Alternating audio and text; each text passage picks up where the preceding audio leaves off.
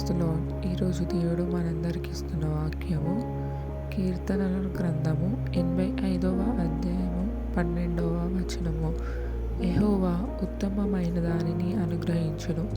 ఈ వాక్యాన్ని మన జీవితాలలో చూసుకున్నట్లయితే దేవుడు మనకి ఉత్తమమైన దానిని ఇచ్చాడు. అంటే మనము ఏదైనా అడిగితే దేవుడు మంచి ఫలితాలను ఇస్తాడు, కానీ ఏ రోజు కూడా మనల్ని నిరాశపరచాడు. అదేవిధంగా మనకి ఏ రోజు కూడా చెడు ఈవులను కానీ చెడు ఫలాలను కానీ ఇచ్చినట్టు మనం ఎక్కడా చూడలేదు కదండి.